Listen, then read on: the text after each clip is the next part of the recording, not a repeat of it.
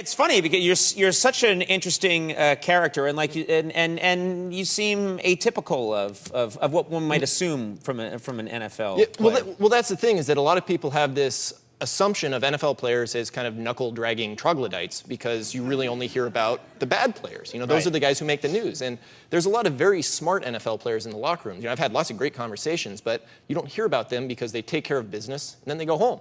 And who wants to report on that? It's not fun. It doesn't make for a great story. It doesn't make for a good story. And so, you know, I think what everyone saw with me was that all of a sudden it's like, oh, the swearing they can latch onto, and then, you know, and then the human rights stuff. And I guess you generally don't, you know, you don't hear about that in the news. And I feel as role models, you know, we should be good role models, not bad role models. That's terrific. Well, the other thing is that you yourself are not gay, and it's not like anyone. You don't have any family member. This is something you took on as just this is a human rights issue. Right. To me, this is a smaller subset of human rights as a whole. And the thing is that societies that don't practice empathy, if you look at the historical record, every single civilization has failed. They've all gone down, whether it's conflict from within by oppressing your own people, or conflict from without, trying to pick a fight with someone and eventually losing. And really, the root cause of that is not being able to put yourself in someone else's shoes. Right. And it's empathy. It's treat other people the way you'd like to be treated. And I'm seeing that a lot in our society, and I would prefer that we don't go down the drain, and instead we endure as a civilization. Wow. No! I disagree. You're wrong. Yeah.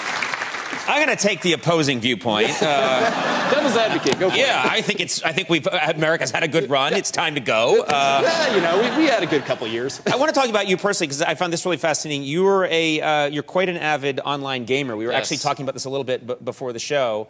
And you've ranked third, like, nationally, in dungeon progression. I don't even know what that is. Yeah, so I'm about to nerd everyone out here, which will be amazing. I'm sure most of the audience will probably get it. So I played World of Warcraft for a very long time, and I was in a raiding guild. And in raiding, the goal of dungeon progression is to defeat the bosses. It's kind of like solving a puzzle. Each boss has different mechanics. Right. And I was in a hardcore raiding guild, which meant we took it very, very seriously.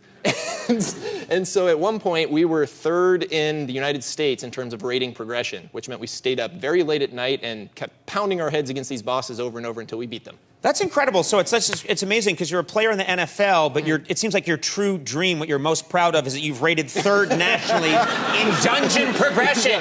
Yeah, I've done it! You know? Excellent. Well, and the really funny part is, that is the only time in my life I've actually dropped the "Hey, I'm an NFL player" card, was when I applied to the raiding guild and I really wanted to get in. So I said, I'm in the NFL, let me in. And they're like, oh my God, an NFL player is playing, so let's let him in. Now, what I wanted to ask you also play with tabletop miniatures. Yes. I don't even know what that is. Yeah, so tabletop miniatures, they're the little plastic computer figurines. They're about yay high, and you put them together, and then you paint them, and then you put them on the tabletop and face off against someone else. So your general's commanding your armies, and you know, it's awesome. Wait. Face off how? You throw them at each other?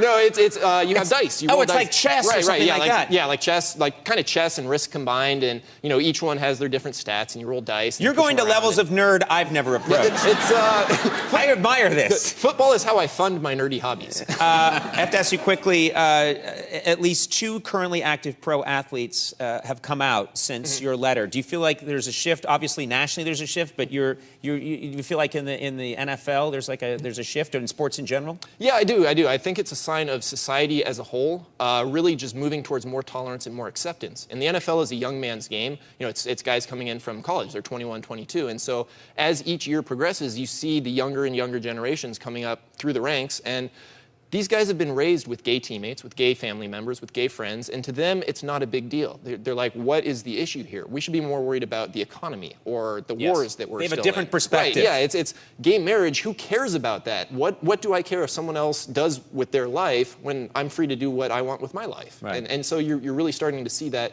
progression. Well, that's a hopeful message. Yeah, no, it's good. And the old people die off and the young people take over.